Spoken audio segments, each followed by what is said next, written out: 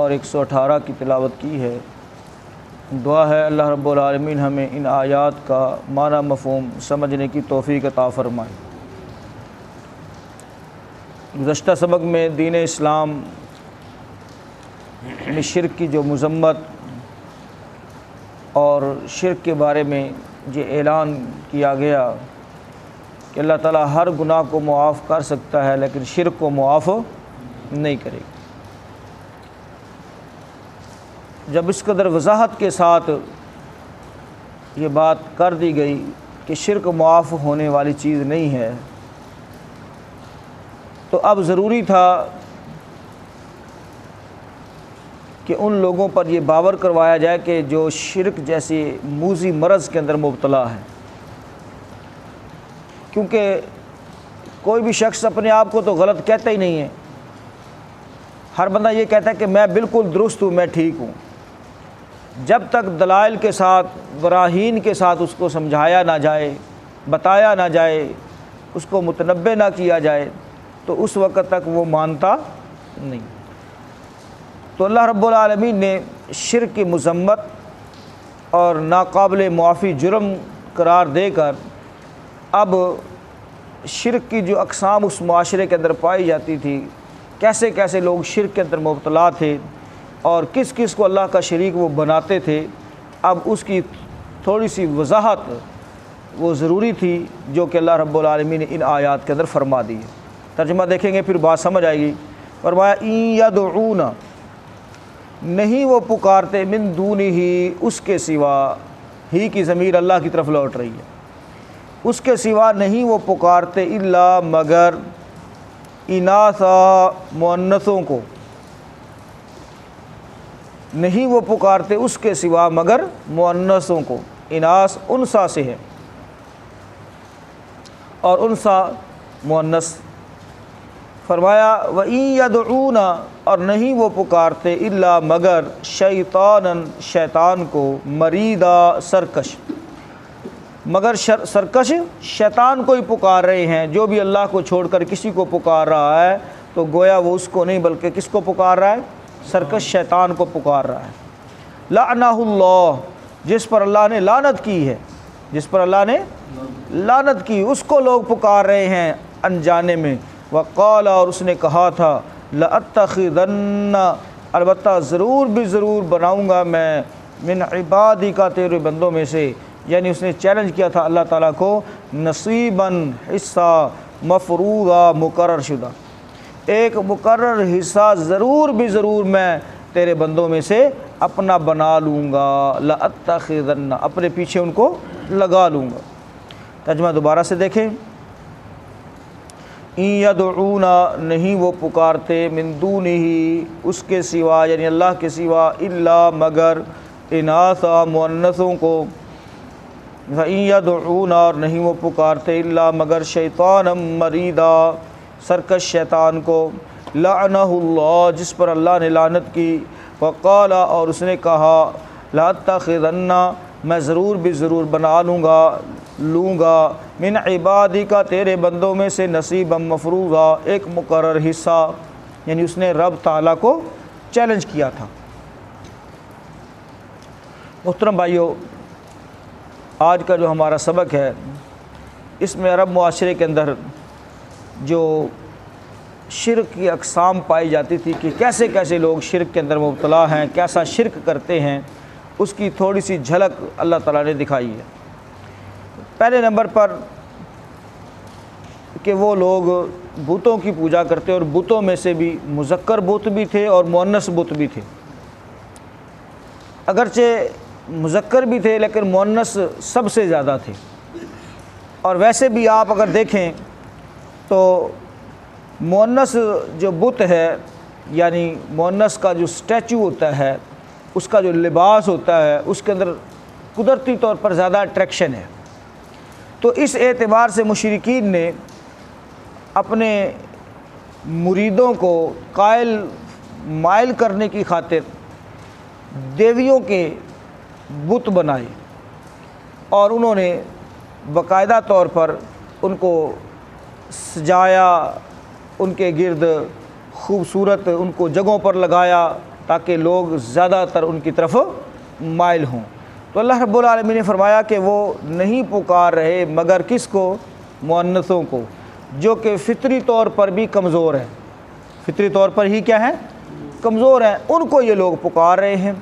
چلیں کسی مرد کو پکارتے، میل کو، اس کو بھی پکارنا غلطی ہے، صحیح نہیں ہے، وہ بھی شرک ہی ہے، لیکن چلیں کچھ نہ کچھ ہمت، طاقت، کچھ نہ کچھ اختیارات، ہاں جی، مؤنث کی بنسبت اس کے پاس کیا ہوتے ہیں؟ زیادہ ہوتے ہیں۔ لیکن یہ تو شرک کا وہ جو ہے سب سے نچلا درجہ کہ وہ انہوں نے فیمیل کو پکارنا شروع کر دیا، مؤنث کو پکارنا شروع کر دیا، کہ جو فطری لحاظ سے بھی بہت زیادہ کمزور ہے۔ فرمایا اصل حقیقت یہ ہے کہ یہ نہیں پکار رہے مگر کس کو؟ سرکش شیطان کو۔ لفظ ہے مرید۔ محترم بھائیو، ایک ہوتا ہے مرید، مرید کا مطلب ہوتا ہے چاہنے والا، میم کے اوپر جب پیش آ جائے گی مرید تو اس کا مطلب کیا ہوگا؟ چاہنے والا، اور جب میم کے اوپر زبر آ جائے گی مرید تو اس کا مطلب ہوگا سرکش، نفرت کرنے والا، بغاوت کرنے والا، سرکشی کرنے والا۔ اب آپ دیکھ لیں کہ شیطان کس قدر سرکش ہے، کس قدر بغاوت کی ہے اس نے رب تعالیٰ سے، اور اللہ کے دربار میں اس نے کھڑے ہو کے واضح طور پر یہ بات کہی کہ میں تیرے بندوں میں سے اپنا ایک حصہ مقرر لوں گا، اپنے پیچھے لگاؤں گا ان کو، ان کے ساتھ میری بڑی پکی دوستی ہوگی، یارانہ ہوگا۔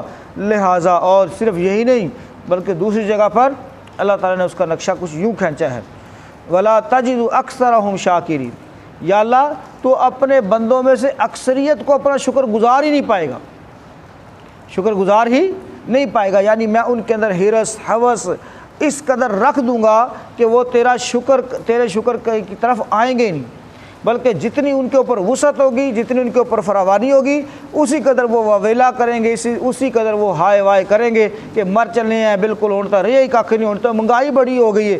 وَلَا تَجِدُ أَكْثَرَهُمْ شَاكِرِينَ، یا اللہ تو اپنے بندوں میں سے اکثریت کو اپنا شکر گزار ہی نہیں پائے گا۔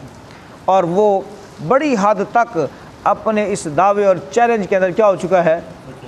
سچا بھی ہے، کامیاب بھی ہو چکا ہے، کہ اکثریت لوگوں کی اس نے اپنے ساتھ لگا لی، اور کس کس انداز سے اس نے لگائی یہ تو ہم آگے چل کے پڑھیں گے کہ وہ کیسے انسانوں کو بھٹکاتا ہے، کیسے گمراہ کرتا ہے، کیا کیا اس کے ہتھ کنڈے ہیں۔ لیکن یہاں پر یہ دیکھیں کہ اس کی دیدہ دلیری کہ اللہ نے اس کے اوپر لعنت کی، اس کو ڈرنے کی بجائے وہ اکڑ گیا، ڈرنے کی بجائے اکڑ گیا اور رب تعالیٰ کو ہی اس نے چیلنج کر دیا۔ تو محترم بھائیو، اللہ رب العالمین نے اس کو جب راندہ درگاہ قرار دیا تو فرمایا کہ جا، جو کچھ تو نے کرنا ہے کر دے، میرے جو حقیقی جو بندے ہوں گے ان کے اوپر تیرا اثر نہیں ہوگا، جو میرے حقیقی بندے ہوں گے ان کے اوپر تیرا اثر نہیں ہوگا، چلیں تو بشک چل، تجھے اختیارات ہیں، فری تجھے کر دیا گیا ہے، لیکن جو میرے حقیقی بندے ہوں گے ان کے اوپر تیری چالیں نہیں چل سکے گی۔ اب محترم بھائیو، میں اور آپ ان آیات سے کیا سبق لے سکتے ہیں؟ ہم دیکھیں اگر شیطان کا وار ہمارے اوپر چل رہا ہے تو پھر تو واقعتاً ہم شیطان کے سپورٹر ہیں، اس کے ووٹر ہیں، اور اگر شیطان کا وار ہمارے اوپر نہیں چل رہا تو پھر ہم رحمان کی جماعت میں ہیں، حزب اللہ میں ہیں، اور حزب اللہ جو ہے ہم المفلحون، یہی اللہ کی جو جماعت ہے یہی کامیاب ہونے والی ہے۔ اور جو شیطان کی جماعت ہے وہ اگرچہ جتنی مرضی بڑی طاقت میں ہو، جتنی مرضی بڑی تعداد میں ہو، جتنی مرضی اس کے پاس وسائل ہوں، جماعت شیطان کی جو ہے اس نے مغلوب ہی ہونا ہے۔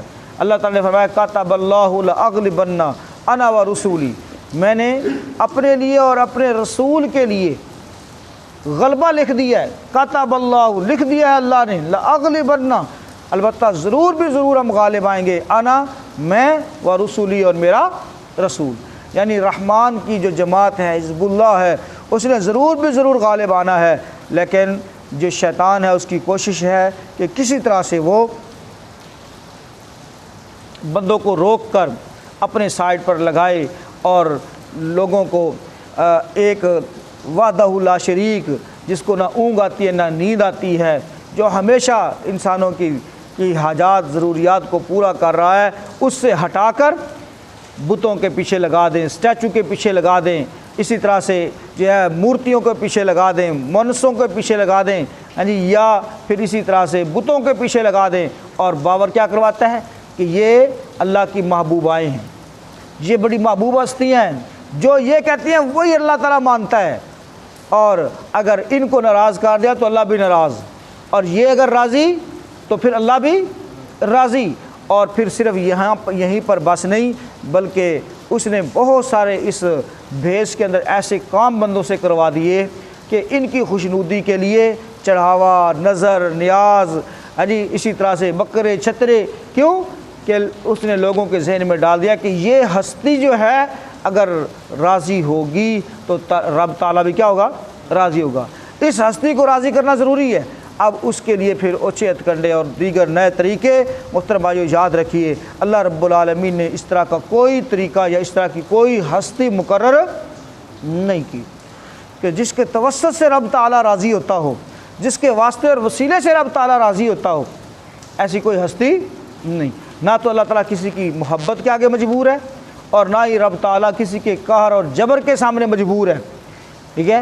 وہ اکیلا ہے، اور اسی طرح سے اس کے ساتھ کوئی شریک نہیں، اور وہ کسی کی محبت کے آگے بھی مجبور نہیں ہے۔ لہٰذا یہ شیطان کا بہت بڑا بہکاوا ہے، اور وہ چھپی دشمنی کے ساتھ بندے کے اوپر وار کرتا ہے، بندے کو پتہ نہیں چلتا کہ کیسے بندہ اس کے چنگل میں آ گیا، اپنے تئیں وہ بڑا خوش ہوتا ہے۔ شیطان انہیں اللہ کے دروازے سے ہٹا کر دوسروں کے آستانوں اور چوکٹوں پر جھکاتا ہے۔ اللہ تعالیٰ نے یہ بات واضح کی، جن لوگوں کی یہ پوجا کرتے ہیں محترم بھائی، انہیں تو خبر ہی نہیں ہے کہ کون ان کو پکار رہا ہے، کیسے ان کو پکار رہا ہے۔ کل قیامت کے دن وہ سب ان کی پکار کا انکار کریں گے، تو ایسے میں ہلاکت، تباہی، بربادی اس شخص کا مقدر ہوگی جو شرک کرتا ہے، اور شرک بھی کون سا؟ بتوں والا شرک، بت پرستی، اسٹیچو پوجنا، اور اسی طرح سے محترم بھائیوں دیگر جو شرک کی اقسام ہیں ان کے اندر ملوث ہونا۔ اللہ تعالیٰ سے دعا کرتے ہیں اللہ رب العالمین ہمیں ہر قسم کے شرک سے محفوظ فرمائے۔ اللہ رب العالمین شیطان کے شر سے، نفس کی شرارتوں سے محفوظ فرمائے۔ دیکھ لیجیے ان آیات کو جو بات سمجھ میں آئے تو پوچھ لیجیے۔